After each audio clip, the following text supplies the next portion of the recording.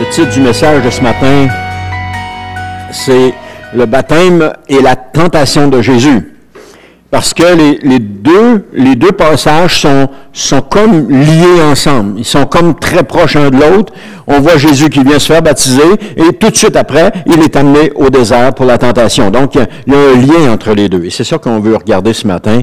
Et le texte qu'on va voir, c'est Marc chapitre 1, versets 9 à 13, qui nous dit « Or, en ce temps-là, Jésus vint de Nazareth, un village de Galilée. Il fut baptisé par Jean dans le Jourdain. Au moment où il sortait de l'eau, il vit le ciel se déchirer et l'Esprit descendre sur lui comme une colombe.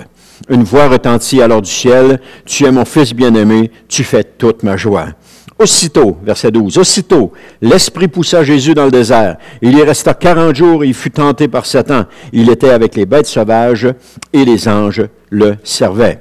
La phrase du message, c'est « Le Saint-Esprit nous pousse dans l'épreuve pour notre formation en vue de l'œuvre de Dieu. » Et je vous ai dit, il y a les deux qui sont étroitement liés ensemble. On va parler du baptême et on va parler aussi de l'épreuve qui a suivi le baptême. Alors, c'est ce que Éliou disait à Job.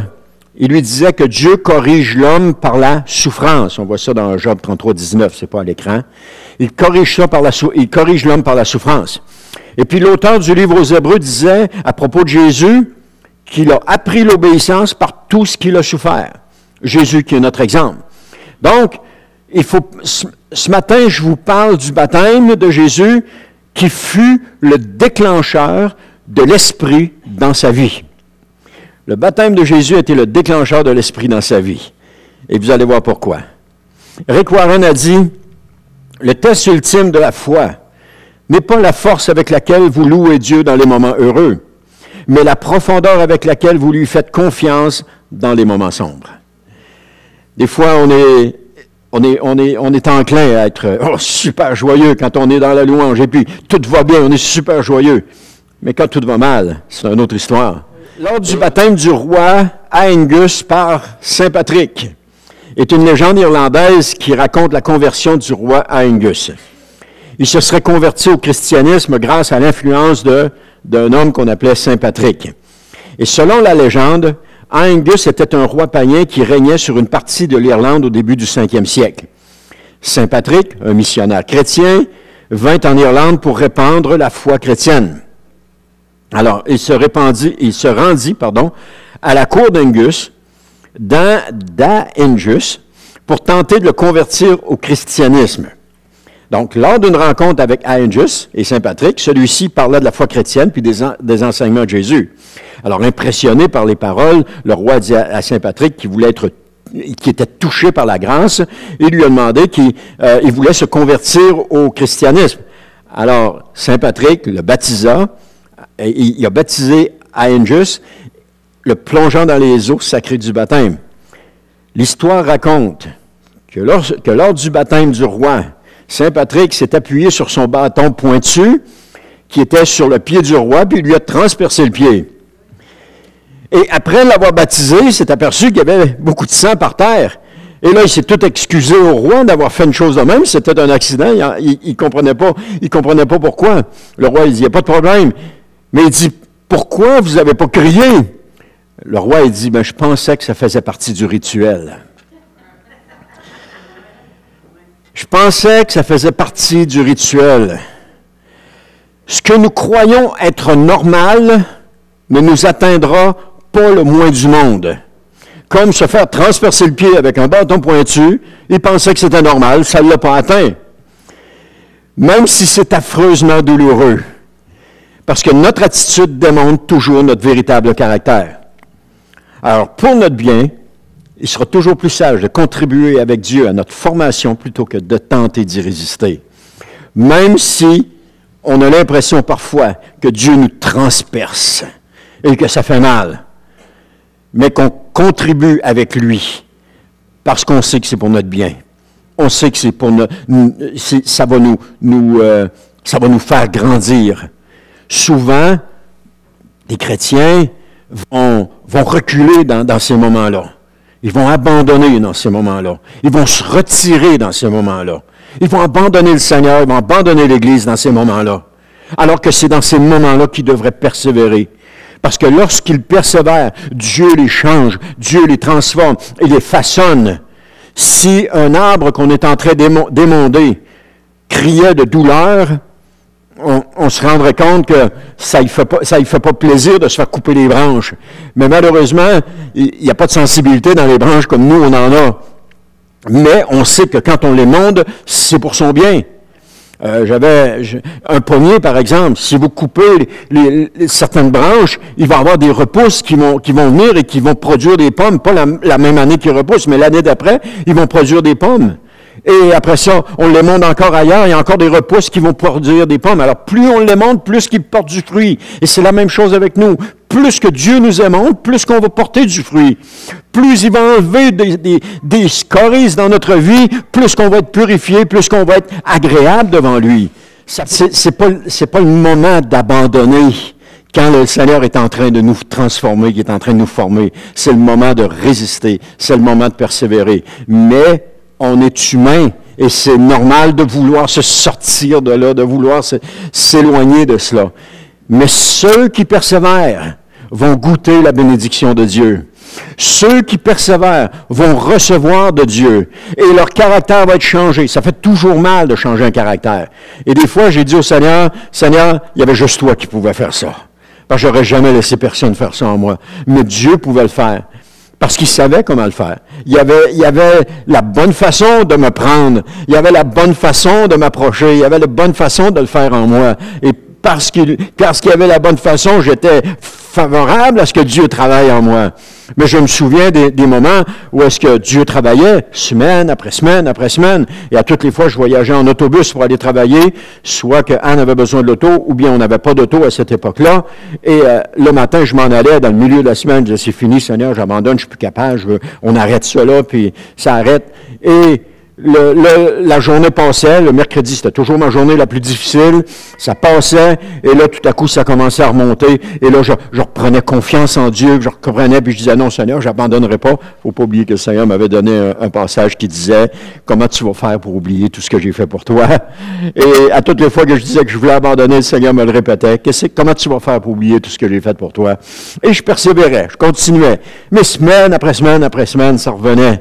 C'est des temps où est-ce que le Seigneur a travaillé, le Seigneur a façonné. Et je sais que chacun de nous, le Seigneur façonne, nous travaille. Mais lorsqu'on reste attaché au Seigneur, lorsqu'on continue à fréquenter notre église locale, lorsqu'on continue de fréquenter les frères et les sœurs et qu'on continue d'avancer, même si ça fait mal, même si on dit au Seigneur qu'on a envie de tout abandonner, mais qu'on n'abandonne pas, qu'on persévère, qu'on continue, la bénédiction nous attend. La bénédiction est là. Dans le psaume, ça dit que lorsque je passe dans la vallée de l'ombre de la mort, je ne crains aucun mal. Les épreuves que nous vivons sont les vallées de l'ombre de la mort. Mais où est-ce qu'elle conduit? Elle me conduit dans de verts pâturages. Elle m'amène dans des endroits merveilleux. Et c'est ça. Lorsqu'on passe dans cette vallée, c'est pas agréable, c'est pas le fun. Mais de l'autre côté, il y a quelque chose de merveilleux. Il y a quelque chose de merveilleux. Et laissez-moi vous dire que d'un pâturage à l'autre, il y a toujours cette vallée de l'ombre de la mort qui est là. Cette vallée où est-ce que le Seigneur nous transforme, nous change, nous façonne, fait de nous des hommes et des femmes de Dieu. Amen. Gloire à Dieu. Marc 1,9 nous dit, « Or, en ce temps-là, Jésus vint de Nazareth, un village de Galilée. Il fut baptisé par Jean dans le Jourdain. » En ce temps-là, alors Marc nous informe que c'était au début du ministère de Jésus que les choses se passent. Les disciples ne sont pas encore choisis. Et Jésus se présente à Jean pour être baptisé. Et Jean rend témoignage que Jésus est le Fils de Dieu, alors qu'il n'est pas encore connu publiquement. Une sortie qu'on nous présente dans Luc, où est-ce que Jésus était au temple avec les chefs religieux à l'âge de 12 ans, mais il n'est pas présenté publiquement, en tout cas selon la parole de Dieu, selon le récit. Mais ça nous démontre une chose, c'est qu'avant que Jésus se présente à nous, Dieu nous l'a déjà révélé qui était Jésus. Parce que quand Jésus se présente à nous, nous on sait qui est Jésus. Parce que Dieu nous l'a déjà révélé. Et Jésus va dire, ceux que le Père attire à moi, il nous perdra pas, il va nous garder. Alors c'est le Père qui nous attire à Jésus. Alors c'est pas une surprise pour personne. Et Jésus devient un choix de l'accepter ou de refuser d'entrer en relation avec lui. Ça devient un choix. Et des centaines de millions de personnes ont fait le choix de ne pas entrer en relation avec Jésus. Mais ils n'ont aucune idée de ce qui les attend à cause de ce choix. Vous, ici, dans ces lieux, vous avez fait ce choix. Vous avez fait ce choix d'entrer en relation avec Jésus. Et parce que vous avez fait ce choix, la parole de Dieu nous dit que nous avons la vie éternelle. Nous avons la vie éternelle en Jésus. Même malgré ce que vous vivez présentement, il ne faut pas lâcher ou abandonner, parce que la récompense, elle est grande. On dit des fois les récompenses. C'est pas les récompenses, c'est la récompense. Et la récompense, c'est la vie éternelle. C'est la plus grande des récompenses. Il ne faut pas abandonner. Il ne faut pas lâcher. Il faut continuer, se tenir après Jésus, s'accrocher après lui. Si seulement je peux m'accrocher après son vêtement, puis me laisser traîner à terre, comme les enfants font. Ils s'accrochent après notre jambe, puis on les traîne à terre comme ça, puis ils aiment bien ça. Il vient un ange quand il est rendu à 17-18 ans, puis qu'il fait encore la même chose. C'est moins agréable. Quand ton jambe s'accroche après ta jambe, il dit « tire-moi, moi aussi, tire-moi! » Non, ça ne se fait pas dans la famille chez nous. Rassurez-vous. Jésus vint de Nazareth. Vous vous souvenez d'un passage que j'ai apporté et qui s'appelait « Retour au pays ». On avait vu que Joseph, à cause de la peur, avait choisi d'aller, au lieu d'aller s'installer à Bethléem, avait choisi d'aller s'installer à Nazareth. Et que cette décision, bien qu'elle était motivée par la peur, était le choix de Dieu pour Jésus. Parce que Jésus allait être appelé Nazaréen, donc il allait venir de Nazareth. Et c'est intéressant, Matthieu nous racontait le récit de l'installation de Jésus à Nazareth, et Marc, lui, nous fait le rapport en disant que Jésus vient de Nazareth. Donc, on voit que la Bible, elle est cohérente ici. Elle est cohérente en tout point. Même si des fois, on n'a pas l'impression qu'elle est cohérente, la Bible, elle est cohérente partout. Il fut baptisé par Jean dans le Jourdain. Donc, avant de débuter son ministère, Jésus est allé se faire baptiser. Il n'y avait pas besoin d'être baptisé, Jésus. Parce que quand il s'est présenté à Jean, Jean ne voulait pas, il a objecté, il ne voulait pas que Jésus soit baptisé. Et Jésus a dit, non, faisons ce qui doit être fait. Mais il n'y avait pas besoin. Mais son Père a amené Jésus à être baptisé. C'était l'exemple que Jésus nous donnait, que c'est par là qu'il fallait passer. Il l'a fait pour nous montrer que le baptême est un choix d'une personne qui a l'âge de raison et qu'une personne qui peut décider par elle-même. Lorsque, comme Jésus s'est présenté devant Jean-Baptiste pour être baptisé, le baptême de Jean-Baptiste, c'était le baptême de la repentance. Jésus n'avait pas besoin de repentance. Il n'avait jamais péché. Il était parfait. Et même dans toute sa vie, il n'a jamais péché. Donc, il n'y avait pas besoin de ce baptême-là, mais il le fait pareil. Il le fait pareil. Alors, il pouvait décider pour lui-même, et il comprenait le geste. Dieu le Père, parce que Jésus faisait tout ce que le Père lui demandait. Alors, Dieu le Père a poussé Jésus dans les eaux avec Jean-Baptiste. Alors, on pourrait dire aussi que la vie chrétienne débute au moment du baptême. Ou, bien sûr, lorsqu'on accepte Jésus dans notre cœur, on lui donne notre vie, ce geste est une prise de conscience de notre besoin de Jésus dans notre vie. On se rend compte qu'on a besoin. Parce que quand il y a un appel au salut, et puis qu'on avance, c'est qu'on se rend compte qu'on a besoin de Jésus, et là, le geste qu'on fait, on s'avance et on dit, oui, Seigneur, entre dans ma vie, viens dans ma vie, Seigneur, je te donne tout, dirige ma vie. C'est une prise de conscience. Mais le baptême, lui, vient démontrer aux gens la décision qu'on a prise. Voici, regardez, parce qu'on va en avoir un baptême éventuellement, mais ça dit, voici, regardez la décision que j'ai prise, j'ai choisi de suivre Jésus. Et je veux me faire baptiser pour une raison, c'est de laisser mon ancienne vie, mourir à mon ancienne vie et renaître à ma vie nouvelle. Je veux vous montrer publiquement la décision que j'ai prise. C'était ça le baptême. Et combien de personnes l'ont fait? Combien de personnes sont allées dans les eaux du baptême? Ils ont montré publiquement qu'est-ce qu'ils voulaient. Et c'est la décision de suivre Jésus pour le reste de notre vie. Et en principe, lorsqu'on choisit d'être baptisé, l'option d'abandonner ne devrait même pas faire partie de notre langage ou de notre conception. Alors, dans ce récit, on voit qu'il y a quelque chose qui s'est passé dans la vie de Jésus. Parce que le moment, ça nous dit que dans Marc 1,10, au moment où il sortait de l'eau, il vit le ciel se déchirer et l'Esprit descendre sur lui comme une colombe. Au moment où il sortait de l'eau.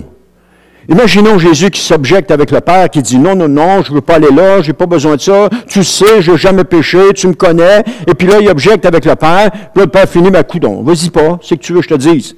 Et que là, Jésus ne s'aperçoit pas de ce qui aurait manqué, parce qu'il ne l'a pas fait, il n'a pas obéi au Père, il ne sait pas ce qui aurait manqué. Mais en obéissant au Père, il s'aperçoit de ce qui aurait manqué s'il n'avait pas obéi. Je ne sais pas si ça vous est déjà arrivé, plus jeune, il y avait des réunions dimanche soir, puis des fois, ça ne me tente pas d'y aller, blablabla. Ou il y avait un cours dans la semaine, puis ça ne me tente pas d'y aller. Mais finalement, je décidais d'y aller, et parce que j'étais là, Dieu avait une bénédiction pour moi. Je ne sais pas si ça vous est déjà arrivé. Ou de dire, mais ça ne me tente pas d'aller à l'église un matin, mais vous décidez quand même d'y aller. Vous dites, coudonc, je vais y aller. Et c'est ce matin-là que Dieu vous appelle. C'est ce matin-là que Dieu vous parle. C'est ce matin-là que Dieu vous rencontre. Ça m'est déjà arrivé. Et puis, quand j'ai décidé de ne pas y aller, je ne sais pas ce que j'ai manqué. Mais quand, les fois où j'ai décidé d'y aller, puis que j'ai vu que j'aurais manqué cela, je me suis dit, j'ai manqué de quoi les fois où je ne suis pas venu. J'ai manqué quelque chose. Dieu avait une rencontre avec moi. Dieu voulait me partager quelque chose et je l'ai manqué. C'est un peu ça que je vivais. Alors ça nous démontre qu'une décision est toujours suivie par des actes au moment où il sortait de l'eau. Hein? Une décision sans les actes n'a aucune valeur. Ce sont des paroles en l'air. Il y a quelqu'un que je connais dit, oui, je vais aller te voir. Et tu ne le vois jamais venir. Ah oui, je vais faire ça pour toi. Tu ne le vois jamais faire ça. Il parle, mais il ne se passe jamais rien. Il fait juste dire qu'il va le faire, mais il ne le fait jamais. Alors, dans ce récit, Jésus nous donne un exemple d'agir selon ce que Dieu nous demande. Et avant cet épisode, Jésus n'était pas rempli du Saint-Esprit. Parce qu'on voit dans ce passage-là qu'à partir du moment où Jésus a été baptisé, qu'il est sorti de l'eau, le Saint-Esprit est descendu sur lui. Et c'est là qu'après ça, il est poussé au désert. Donc, avant cet épisode, il apparaît dans la parole de Dieu que Jésus était possiblement pas rempli du Saint-Esprit encore, ou encore de toute la plénitude du Saint-Esprit. Mais Jésus n'avait pas besoin du baptême de Jean, parce que le baptême de Jean était le baptême de la repentance, je l'ai dit tantôt. Hein? Le baptême de Jean était différent du baptême que nous pratiquons aujourd'hui. Parce que le baptême de Jésus que nous a commandé dans Matthieu 28, 19 est de baptême d'association avec la mort et la résurrection de Jésus, comme je vous ai expliqué tantôt. Marc 1,11 nous dit, « Une voix retentit alors du ciel, tu es mon Fils bien-aimé, tu fais toute ma joie. » Donc après son baptême et qu'il fut rempli du Saint-Esprit, il y a une voix qui a retenti du ciel. C'est la voix d'approbation de Dieu. Lorsque nous obéissons à Dieu, on entend sa voix d'approbation. Je ne sais pas si ça vous est arrivé, mais lorsque vous avez fait le choix de ne pas obéir à Dieu dans une circonstance, rien. Mais quand vous avez fait le choix d'obéir à Dieu, vous avez entendu sa voix d'approbation qui a résonné dans votre cœur, qui a résonné à travers sa parole dans votre cœur. Lorsque vous avez lu sa parole, vous êtes tombé sur des versets, vous êtes arrivé, pas tombé, vous êtes arrivé sur des passages qui résonnaient dans votre cœur, et c'était la voix d'approbation de Dieu. La même chose, Jésus, en obéissant à son Père, a entendu la voix d'approbation de Dieu. Et lorsque nous marchons dans l'obéissance comme Jésus dans la volonté du Père, on peut entendre le Père nous dire, « Tu es mon Fils, tu es ma fille bien-aimée, tu fais toute ma joie. » Lorsqu'on obéit au Seigneur, c'est là qu'on entend la voix de Dieu, « Tu fais toute ma joie. » Parce que l'obéissance pour Dieu est extrêmement important. L'obéissance est à la base de tout pour Dieu.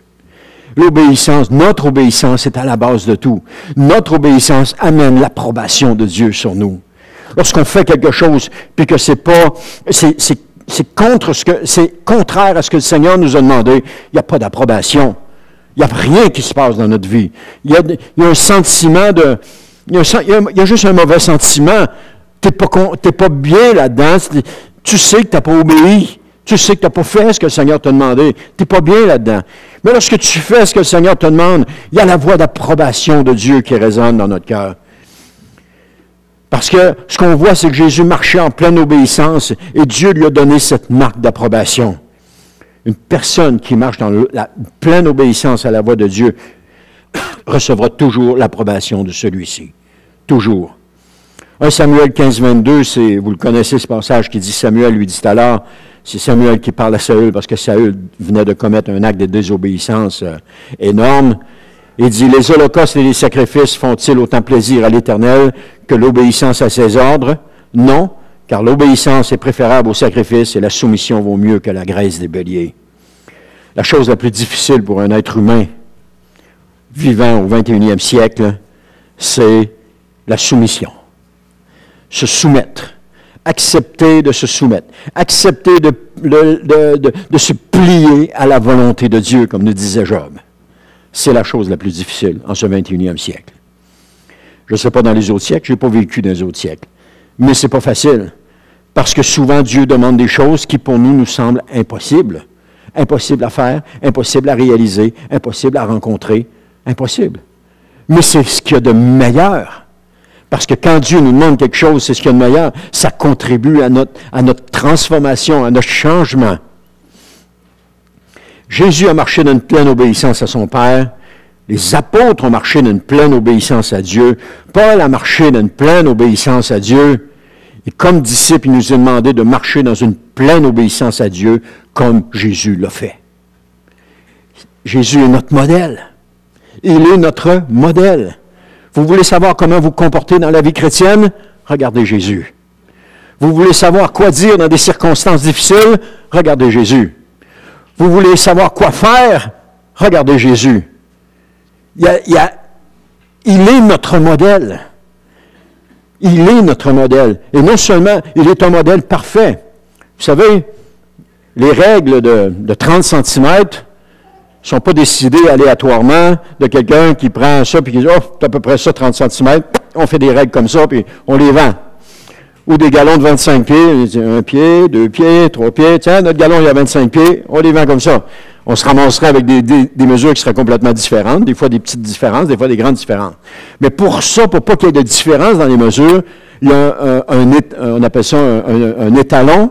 Un étalon, c'est une règle qui a été déterminée, qui est fixe, et si tu veux faire quelque chose, tu te fies à ce modèle-là. Donc, tout ce qui est fait, vous avez une règle de 30 cm, elle est faite d'après le modèle qui est enregistré, officialisé, homologué, elle est faite d'après ce modèle-là. Et toutes les règles ont toutes la même grandeur. Donc, si vous mesurez 2 cm ou 4 cm, c'est le même partout, la même chose. Pourquoi? Parce qu'il y a un modèle sur lequel on est appuyé pour le faire. Alors, si vous voulez voir un vrai chrétien, c'est un chrétien qui est appuyé sur Jésus, qui fait exactement comme Jésus. D'ailleurs, on a commencé à appeler des gens chrétiens parce qu'ils faisaient comme Jésus. Ils étaient des imitateurs de Christ. Ils ont commencé à les appeler chrétiens, imitateurs de Christ. Et parfois, c'était sarcastique, mais c'était véridique en même temps. Donc, le chrétien, c'est celui qui imite Jésus. Il l'imite dans sa conduite, il l'imite dans sa façon de parler, dans sa façon de faire. L'habillement, vous pouvez vous habiller comme vous voulez, il n'y a pas de problème. Ce n'est pas nécessaire au mois de janvier de vous promener en sandales, hein? Vous savez ça. Vous allez être obligé de mettre des bas dans vos sandales. Alors, aussitôt l'Esprit, dans Marc 1,12, aussitôt l'Esprit poussa Jésus dans le désert. Tout de suite après son baptême, l'Esprit pousse Jésus dans le désert. Marc utilise le mot « poussa ». Il signifie mener quelqu'un quelque part avec une force à laquelle il ne peut résister. Jésus n'a pas été invité. Tu veux-tu venir au désert, Jésus? Viens donc, viens. Ça va être bon, tu vas aimer ça. Essayez de le convaincre en l'amadouant. Ah ouais, viens donc. Laisse-moi pas tout seul là-bas, viens avec moi. Non. Il l'a pris, il a dit, Jésus, on s'en va au désert. J'imagine Jésus dit, non, on ne peut pas y aller, on ne peut pas y aller. Non, tu n'as pas le choix. On s'en va au désert. Et il est parti. Il est allé. Ça n'a pas dû être joujou. Mais il est allé. L'Esprit l'a poussé. La vie chrétienne commence avec le baptême. En tout cas, ça a été le cas pour Jésus. Et après cela, il est mentionné que l'Esprit l'a conduit quelque part. Donc, après son baptême, lorsque l'Esprit descendit sur lui, les choses ont véritablement changé pour Jésus. C'était plus la personne de Jésus qui menait sa vie, c'était la personne du Saint-Esprit qui conduisait la vie de Jésus.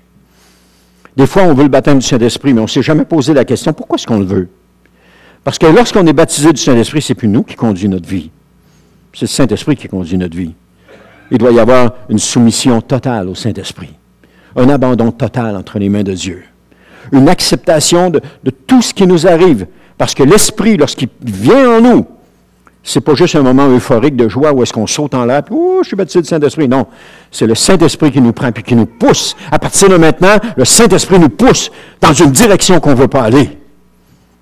Mais dans la direction que lui veut qu'on aille, parce que c'est la direction qu'on doit aller. Mais nous, c'est pas là qu'on va aller. Nous, on va aller par là. Non. Tu t'en viens par là. Et le Saint-Esprit est capable de nous pousser là.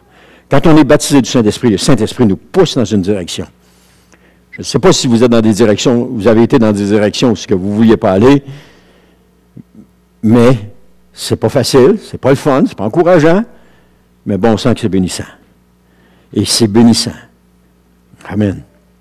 Donc, après son baptême, l'Esprit est descendu sur lui, les choses ont véritablement changé, il est poussé pour sa formation. Est-ce qu'il avait besoin de ça, Jésus? Non, il n'avait pas besoin de ça. Pourquoi est-ce qu'il l'a fait? Possiblement pour nous donner un exemple. Nous donner un exemple. Parce que lorsque le Saint-Esprit descend sur une personne, celle-ci se soumet maintenant à lui. Quand on dit « je te donne ma vie », ce n'est pas juste des paroles. Ça peut sembler juste des paroles, mais c'est rempli, c'est plein de signification. Je te donne ma vie, ça veut dire je m'abandonne à toi. Ça veut dire je ne fais plus ce que j'ai envie de faire. Ça veut dire je ne vois plus ce que j'ai envie d'aller. Ça veut dire c'est plus moi, c'est toi. Je te donne ma vie, je te la donne, je te la remets entre les mains. Jésus a donné sa vie au Père. Et le Père le conduit là où est-ce qu'il devait aller. Aujourd'hui, Jésus est assis à la droite de Dieu et il règne pour l'éternité. Il est rempli de gloire parce qu'il a obéi à Jésus, à Dieu. Il a obéi au Père. Et le Père a béni Jésus outre mesure. Mais Jésus savait que s'il obéissait au Père, c'était ce qu'il y avait de mieux.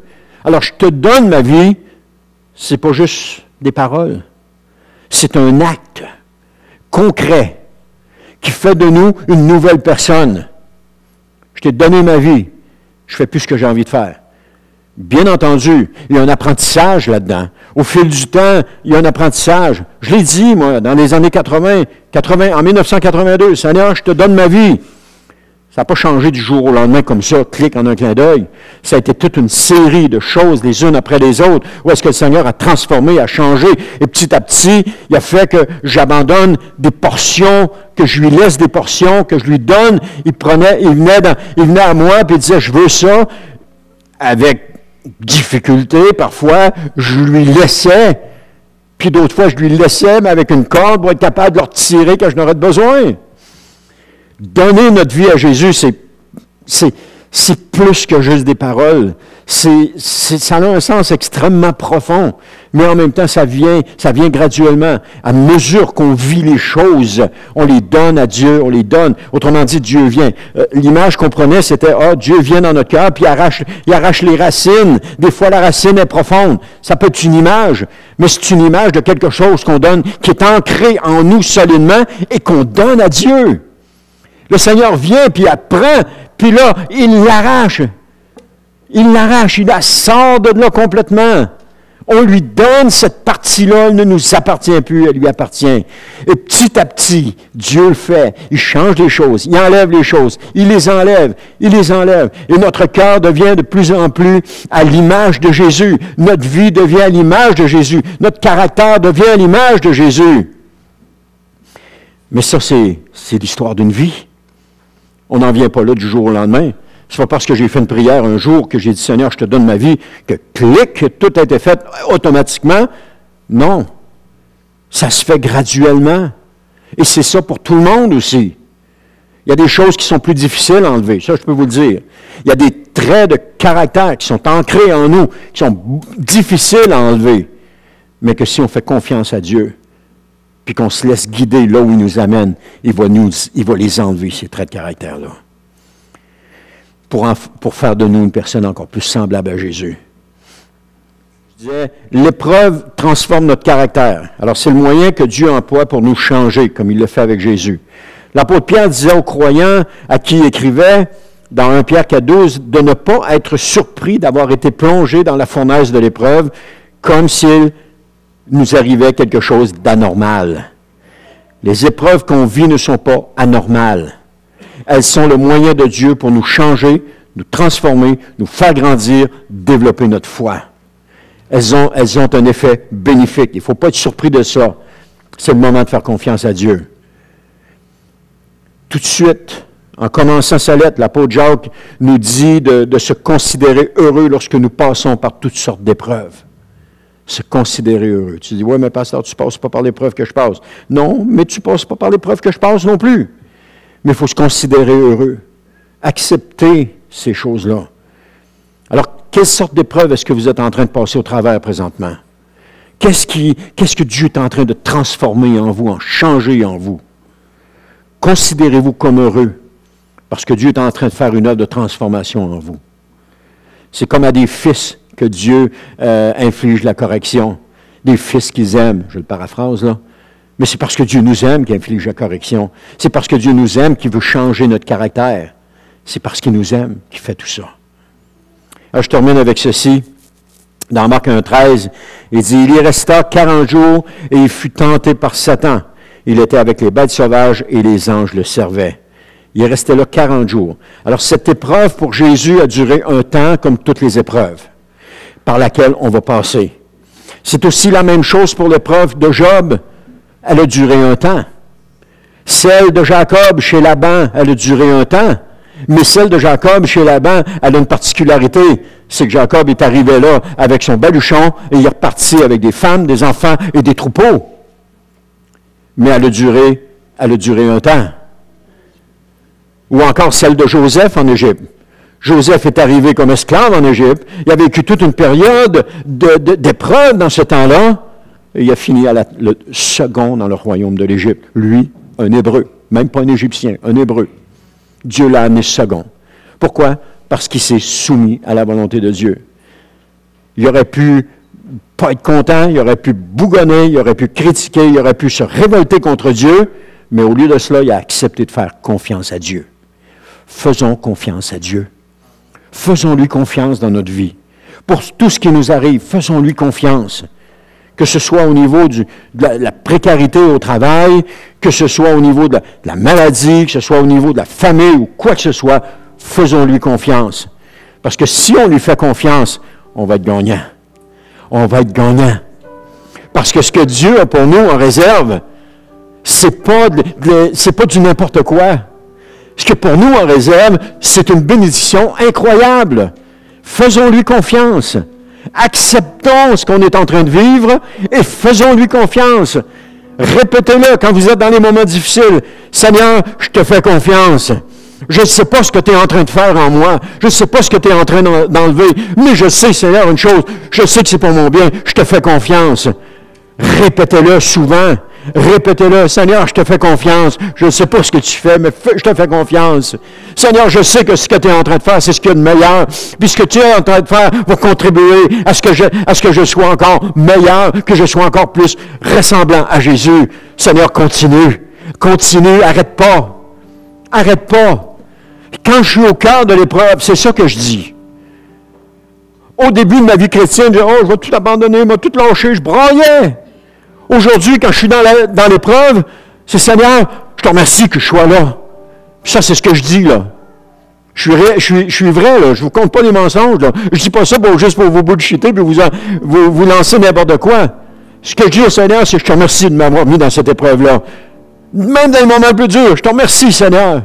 Et puis, Seigneur, continue, même si ça fait mal, arrête pas. J'ai confiance en toi, Seigneur. C'est une marque de confiance. D'accepter que le Seigneur nous transforme, nous travaille. C'est une marque de confiance. Et quand on passe à travers ça, puis laissez-moi vous dire, vous allez passer à travers des épreuves. Vous n'avez pas fini, on n'a pas fini, j'ai pas fini, nous n'avons pas fini. Tant qu'il y a de la vie, il y a des épreuves en vue. Il va en avoir d'autres. La dernière que j'ai passée, elle a duré des mois.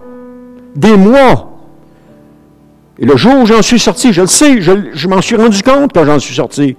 Mais je sais qu'il y en a un autre qui m'attend. Quand ça va commencer, je ne sais pas. Mais il y en a un autre. Parce que Dieu n'a pas fini avec moi. Il y a encore des choses à changer. Il y a encore des choses à transformer. Mais mon langage va toujours être la même chose. Je te remercie, Seigneur. Puis continue ce que tu as commencé. Arrête pas. Je ne t'abandonne pas. Je reste accroché à toi. Seigneur, je t'aime plus que tout. Puis tu sais comment je t'aime. La plus grande preuve d'amour, c'est cela. Obéir à Dieu dans les moments les plus difficiles. C'est notre plus grande preuve d'amour. Ils ont tous eu des épreuves différentes, mais des épreuves qui ont transformé ces hommes. Joseph à la tête d'Égypte n'était plus le Joseph dans la famille de son père. Le Jacob qui revient de chez Laban n'était plus le même Jacob que lorsqu'il est arrivé chez Laban. Le Job, à la fin de son épreuve, n'était plus le même Job. Il va dire à la fin de son épreuve, il dit, mon oreille avait entendu parler de toi, mais maintenant mon œil t'a vu. On voit tout le langage que Job a, un langage religieux. Il est parfait. Je ne comprends pas pourquoi c'est parce que je suis en train de lire le livre de Job, c'est pour ça. Il dit, je ne comprends pas pourquoi tu me fais tout ça. Moi, je suis parfait, je suis très correct. Un langage religieux. Et là, tu as les trois copains qui arrivent, puis eux autres, c'est la philosophie du monde, puis etc. Mais tu n'as un petit, là, qui ne parle pas encore, qui attend. Il s'appelle Éliou. Puis quand il commence à parler, bon sang, il remet tout à leur place. Il remet tout à leur place. Il remet Job à sa place. Il remet deux autres à leur place. Et à la fin, quand Dieu parle à Job, Job comprend. Et puis là, il dit aux trois autres d'aller offrir des sacrifices à cause de ce qu'ils ont fait, mais pas Éliou. Il approuve Éliou dans ce qu'il a fait. Parce qu'Éliou a parlé selon le cœur de Dieu. Il a parlé selon le cœur de Dieu. Jésus a été tenté par Satan. Satan est utilisé par Dieu pour la formation de ses enfants. Des fois, on cherche à chasser Satan lorsqu'on passe par l'épreuve. Mais ça ne donne rien de chasser Satan. Il est utilisé par Dieu pour ce moment d'épreuve. Il est utilisé par Dieu. Il faut se tourner vers Dieu. Il faut s'accrocher à Dieu. On chasse Satan lorsqu'il est en possession d'une personne. Mais jamais lorsqu'on est dans l'épreuve. Jamais. Rappelez-vous que c'est le moyen utilisé par Dieu. L'histoire de Job nous le présente très bien. Satan vient à Dieu et dit, oui, mais regarde ton serviteur, enlève-y ça, puis tu vas voir qu'il va te renier. Dieu dit, non, OK, vas-y, enlève-y, mais touche pas à sa vie. Et par deux fois, Dieu utilise Satan pour nous transformer. Dieu a utilisé Satan lorsque Jésus a été tenté au désert. Par 3 fois, Satan s'est présenté à Jésus. Par 3 fois. Puis Jésus lui a résisté à toutes les fois. Est-ce que Jésus l'a chassé? Non, il a résisté. Jésus a juste démontré sa foi en Dieu en utilisant la parole de Dieu pour le combattre. Il a pris l'épée de l'Esprit pour le combattre. L'Esprit de la parole de Dieu. Il ne l'a jamais chassé. Oh, Satan au nom de Jésus. Non, Satan à mon nom, je te chasse. Non. Il l'a combattu. Il a résisté. Il a obéi au Père. Puis il l'a combattu. Il était avec les bêtes sauvages. Et pendant que Jésus était dans l'épreuve, sa vie était menacée par les bêtes sauvages. C'est la même chose avec nous parfois. L'épreuve est si intense que même notre vie semble menacée. Et Job est un bel exemple de ça. Il souhaitait mourir tellement il était mal en point. Il souhaitait plus vivre. Et lorsqu'on a l'impression que notre vie est menacée, c'est le moment de faire confiance à Dieu, encore une fois. Ne pensez jamais qu'il vous a abandonné. Au contraire, il est en train de vous transformer pour un monde meilleur, pour quelque chose de mieux. Il ne vous a pas abandonné. Pensez pas que Jésus a abandonné, que Dieu a abandonné le sang de chrétien. Il ne nous a pas abandonnés. Il est en train de faire quelque chose, il est en train de faire une œuvre pour quelque chose de meilleur. Mais il ne nous a pas abandonnés. Et j'en ai cette conviction-là à l'intérieur de moi. J'ai cette conviction que présentement, je vois qu'on est en train de sortir de la vallée de l'ombre de la mort. On sort de là. Et on se dirige tranquillement vers les pâturages verts. Il y a eu des visions, il y a eu des rêves là-dessus. Il y a des gens qui ont eu des visions, des gens qui ont eu des rêves. On s'en va dans cette direction-là. Pensez jamais que Dieu nous a abandonnés. Parce que moi, je ne le pense pas. Je ne le pense pas. Réjouissez-vous de ce que vous êtes en train de vivre. Réjouissez-vous. Ouais, mais tu dis, c'est pas facile de se réjouir quand ça va mal. Réjouissez-vous. La joie, ce n'est pas un sentiment, c'est un état. Je choisis d'être joyeux. Je choisis de me réjouir. Ce n'est pas les événements qui me réjouissent. Je choisis d'être joyeux. Je choisis de louer Dieu pour ce qu'il est en train de faire. C'est pas un sentiment, comme je vous ai dit. Dieu est en train de vous dire ce matin, tu es mon fils, tu es ma fille bien-aimée, tu fais toute ma joie. Recevez-le pour vous. Recevez-le pour vous. Vous faites la joie de Dieu. Il vous a créé tel que vous êtes. Vous faites la joie de Dieu. Il vous aime. Il vous veut. Il veut vous aimer. Même si vous n'avez pas envie d'être aimé, il veut vous aimer. Parce qu'il vous a fait. David disait, je te loue de ce que je suis une créature merveilleuse. Vous êtes des créatures merveilleuses que Dieu a fait. Gênez-vous pas de le dire à Dieu. Gênez-vous pas. Vous êtes des créatures merveilleuses. Chacun de vous.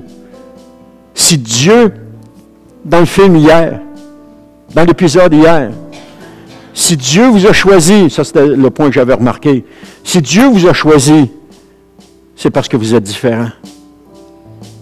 C'est parce que vous avez quelque chose de différent des autres.